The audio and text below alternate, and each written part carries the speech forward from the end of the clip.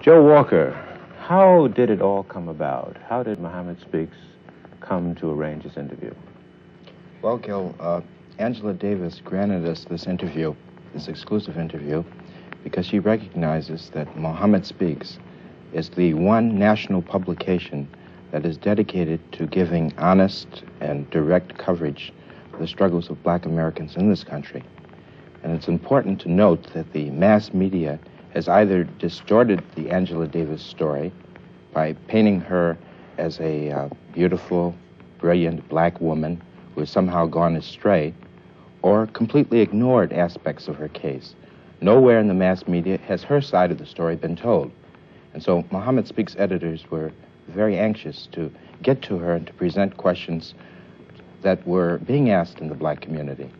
And we went to the streets of Harlem knowing that although most black people overwhelmingly support Angela Davis, but there were many questions being asked, questions in barbershops, in the corners, and so forth.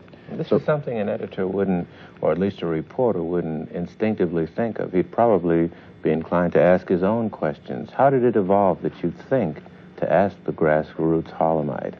Well, every black journalist should be a person who is the eyes and ears of his people. And in order to really keep your finger on the pulse, it's important not just to sit in the office. It's important to get out there and talk with the man and the woman in the street. And we talked to a wide range of people, people who are unemployed, students, people from a wide range of occupations. 556 people were interviewed, and I think slightly more women than men. And everywhere we went, there was interest in the case. There were questions. There's overwhelming support for her. But her answers to these questions, as you have shown here on this show, were also very honest and direct. Would you say that the preponderance of people in Harlem are unaware of the specifics of her involvement and her history because of the inadequacies of press coverage that you cited? I think undoubtedly. The kinds of stories like Life magazine's The Making of a Fugitive are kinds of things which make her guilty before she's even tried. It's not new for black people in this country, but in this particular case, it's more ghastly than anything else because of the kinds of charges, because of the kinds of pressure that has come down on Angela Davis. But I think people feel that she is one of them. And this is an opinion that we got almost universally in the streets. Ms. Burnham, in the interview, Ms. Davis expressed a pessimism that she can get a fair trial. How do you feel about that? I think that Angela was accurately portraying the kind of fervor in the country that's been built up specifically for the purpose of denying her constitutional right to a fair trial. And Angela's situation is not a unique one. As she herself describes in the interview, very few black people in this country nowadays can get fair trials. And in particular, it becomes more and more impossible for a black militant or a black revolutionary to get a fair trial from the system. Now, what about all these questions that have been raised about the manner in which she was extradited to California? All that security, the reports that as her attorney, you weren't even apprised that she was being moved. Tell us about that. That's correct. It was our estimate that Angela would not be leaving New York until Wednesday morning. She, in fact, was whisked out of her cell at 3 o'clock in the morning, Monday night. We were given no notice that she was to be moved. She herself was told, an officer at the jail came up and told her that her attorneys were waiting for her downstairs to inform her of her rights, and that she should come immediately downstairs to the ground floor of the jail, ground level of the jail, and conference with her attorneys. Well, of course, this was just a hoax to get Angela out of her cell and to keep the other women in the jail who were supportive of Angela unapprised of what was going on. And when she got downstairs, she was manhandled by New York authorities. She was roughed up and beaten, and then transferred to California authorities. And I guess you know about the conditions of her flight from New York to California. It was the most horrendous and harrowing experience for Angela.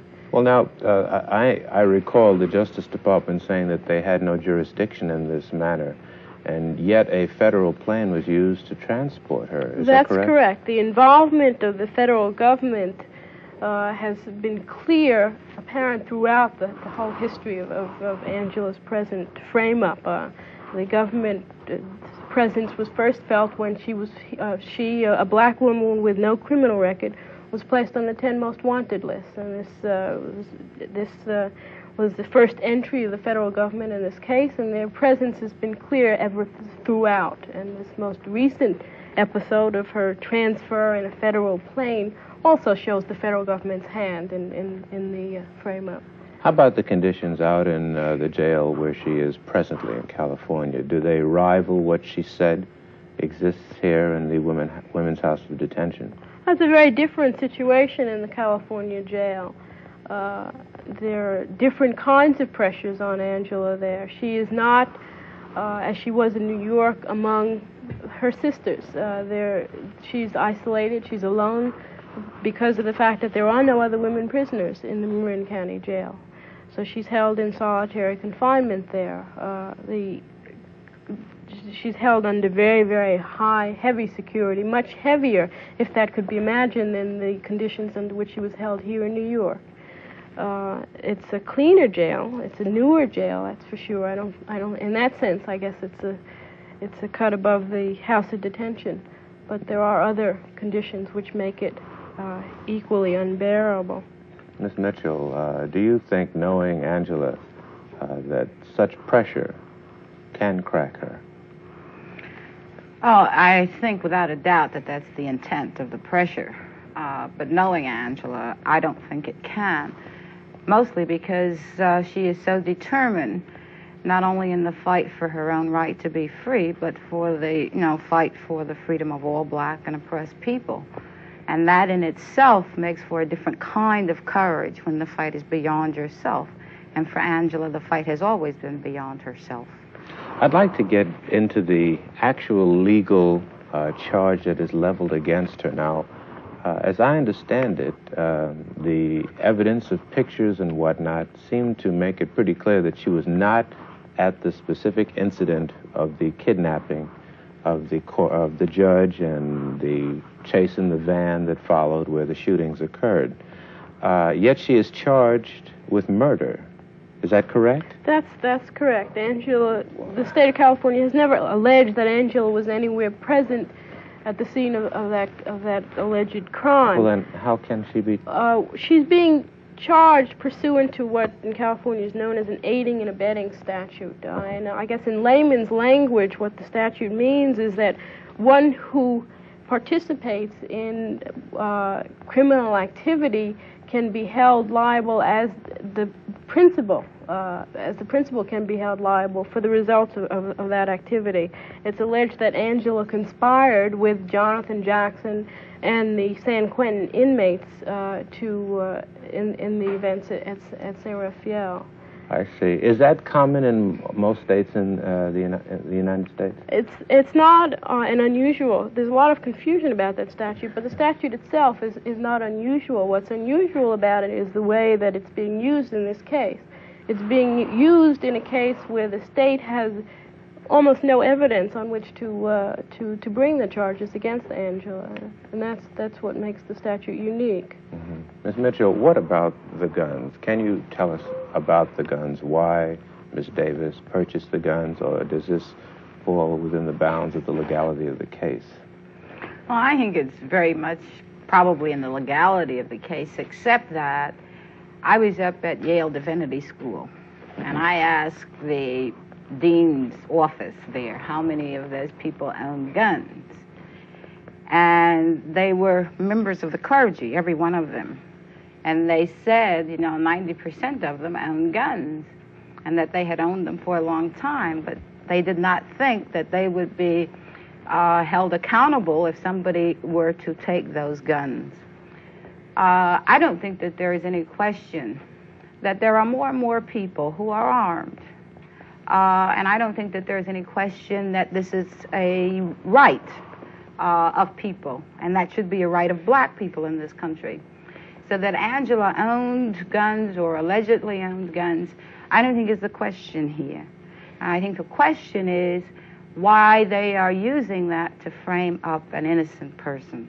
And I think that's exactly what's happening in this case. Let's talk about the the physiology of her development.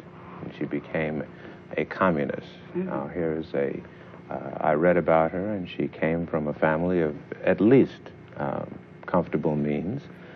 She's well educated. What happened to Angela? How did it all come about?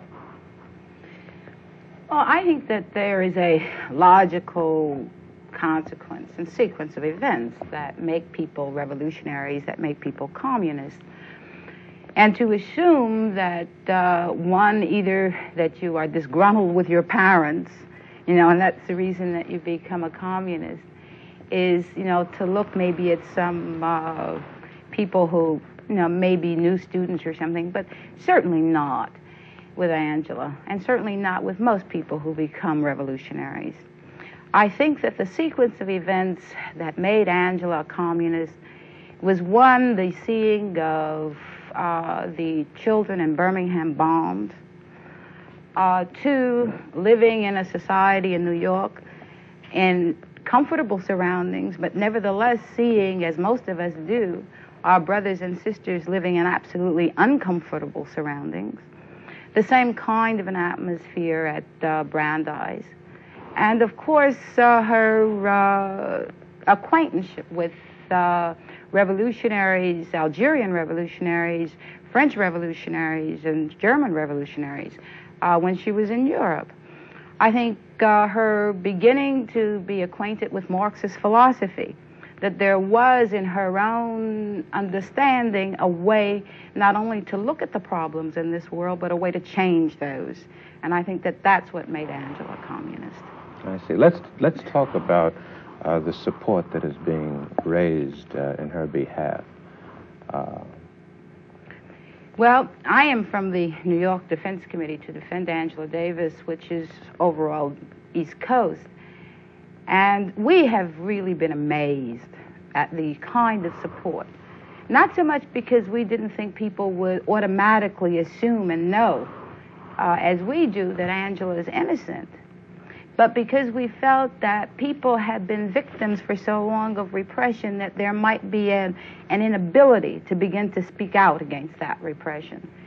But instead, I think people have begun to understand that that repression might bounce back on them, that kind of repression being used on Angela will be used against them, and that they have responded to Angela's plight in a way that I think is just unprecedented. So that in addition to the springing up of committees which have affiliated themselves to the New York Committee in Queens, in NYU, Brooklyn College, City College, Columbia, there's even a group at Mount Sinai Hospital. There's a group of garment workers, this kind of thing, the Black Women's Committee. What are they doing, actually? Are they raising funds, or are they just trying to publicize the events of her situation? They are doing both, but they are also, in addition to publicizing it, they are using it as a means to educate people to what is happening, because as Mr. Walker has said, there has been, like a dearth of information in the press. And so we have had to get the information to people. But in New York, we were also very much concerned with the fight against extradition, which we were not successful in winning. But I think that kind of support, and the more that we're able to muster, and that's what the committees are all about, will help to get her that necessary fair trial in California. There have been international outcries raised about the plight of various people. Do you think that if this outcry in behalf of Miss Davis is internationalized and is loud enough, that it might have an effect on what happens in the courtroom in California? I think it absolutely will. I think that the international outcries have come from Africa, just in tremendous amounts, telegrams that we've gotten duplicates of that have been sent to Governor Rockefeller and to President Nixon. There have been telegrams and marches and demonstrations in West Germany and East Germany from the Soviet Union, from Italy. There are beautiful cards of, that are made up by children from France, from Denmark. Is this necessarily all communist or non-communist or what? Oh, they're communist and non-communist. And that is the reason that I'm giving you the whole picture of what countries they come from. And with, I have no doubt that the Communist Party has played a very leading role in trying to get people to be educated to what is going on. I have been invited, for example, to West Berlin to speak, so that I think that people will understand that this is a worldwide thing. But I think the heart of the thing has to be right here in the United States. That's where we have to put the biggest pressure. Well, what about the feminist movement that's underway here in America? Has much support come from these groups? Anybody? Well, that leaves me out of that one. All right. All right. Well, I think that there are two approaches within the women's liberation movement. In the Third World Women's Liberation Movement, there has been absolute support for Angela Davis. Among Women's Strike for Peace, we have received certain resolutions. There are, however, a number of women within what is called the women's liberation movement that have found it not so much at this point a big thing in their program. And I think that until they begin to see that racism and repression is as much a problem for the women's liberation movement, that they are going to be very much victims of their failure to see that. Let's talk a little bit more about her. Did you want to say something? No. Let's talk about her political philosophy. Do you think that there's another stage of development for her? Do you think that there's someday that she may decide not to be a communist, or what? Well, I am a member of the Communist Party. Yes, I know that. And I would have to put any communist in my own, seat. I think Angela and I would almost make the very same statement. I would make the statement that she did in her interview. The reasons that we joined the Communist Party were because we felt that among the first reasons that the Communist Party offered the vehicle in which we could fight for a change of the economic and social conditions in this country, which kept black people, working people in bondage. And we felt that that was the vehicle that we would use to organize masses of people. There's nothing that would indicate a change in that. And so, in my opinion, Angela will be a member of the Communist Party. All right. Ms. Burnham, what about legal groups across this country? Was there an avalanche of requests to come to her legal defense? Yeah, there's been considerable activity among various bar associations here in New York and California and across the country on Angela's behalf.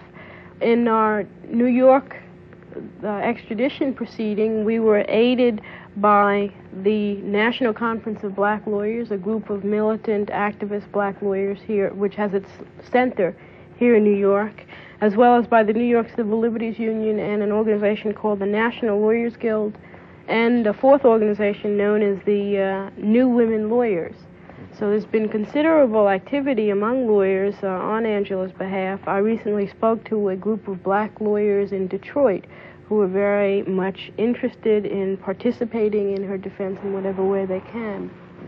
Ms. Davis chronicled a horrifying set of circumstances in the Women's House of Detention here in New York. What have you seen in your visits there? Well, I certainly haven't seen as much as Angela has seen, because my visits are limited to council room there, which is located on the ground floor of the institution, and I've never seen the cell areas, which certainly are, as she described them, miserable conditions. But just I can say that Angela has had fantastic support among both the inmates at the prison as well as the officers. The officers are mainly black and Puerto Rican, and in whatever way, whatever a small way they can, they've made it clear to Angela that she has their full support. How do you feel about the law that no cameras are allowed inside of a prison? Do you think that that's... Yeah. I think that law, in as much as it applies to Angela's case and cases like hers, is to limit the ability of the defendant to state his own case. What's happened in Angela's case is that she has been tried and convicted by a hostile press, a press which began to convict her immediately after August 7th before any formal charges were brought against her. And Angela in California has been gagged. There's a gag rule which applies to her and other people who are associated with the case, which silences people on matters of importance relating to her case. And the law in New York, barring press people from the jail, has the same effect. The effect of it is to keep all the prejudice on the side of on the government side in Angela's case. Joe Walker, what can you add to this in your endeavors to get inside the Women's House of Detention or other jails to talk with prisoners? Have you been outright rebuffed, or have you been given the runaround, or what? Well, most of the attempts that we've made in investigating prison conditions have been in my area, in New York and New Jersey, and you're not permitted at all to get in. We have to rely on the testimony of inmates who have been in and who've come out, or lawyers in individual cases. But in all of these cases, it's like Angela says in her interview. I think she adequately describes them as dungeons, places built decades and decades ago, overcrowding, and all kind of incredible conditions, which the recent tomb riots here in New York certainly substantiate. Ms. Mitchell, what about the gentleman that was arrested with Miss Davis? Where is he, Mr. Poindexter? David Poindexter? Yes. As you know, he's under $100,000 bail, which, to say is exorbitant, is to put it mildly. David is at this moment in New York. He travels between New York and Chicago, and they have finally given him the right to go to Florida, but not to Brooklyn, so that he's in the southern jurisdiction. I think you will notice in the earlier film clips that you showed that David Poindexter showed up on almost every line of march that was in support of Angela Davis. And wherever he can travel, in other words, in New York City or Queens, I think, and in Chicago, he has been at Angela Davis rallies and has spoken. We in the Defense Committee consider very much David's case to be part of the case that we are very, much have to help with, because we consider that David protected an innocent sister. He did not harbor a criminal. There's most people seem to feel, and I think you would agree, that Miss Davis's case has received more publicity and attention in the black community than, say, that of the Panther 21. If you agree, would you care to comment as to why? Well, I agree and disagree, but I think what has happened... Disagree? Yes. I think what has happened is that a whole host of people in this country began to see that whenever black people or any radicals began to get the attention of masses of people, that they immediately became victims of repression. And that happened whether it was so overtly as the shooting of Fred Hampton or the gagging and binding of Bobby Seale and so on, that people began to understand that this repression was becoming so great. And I think that acted as a backdrop then for the kind of momentum for the support that Angela got. So that I think Angela sees her case, and I think rightfully so, as part and parcel of all of the repression that has happened. You mentioned earlier that one of the things that led to her development was the shock at the bombing of that church. Did she actually see it? Was she there at the time in that town, in Birmingham, or was she elsewhere? And were you with her? No, I was not with her. She was quite young.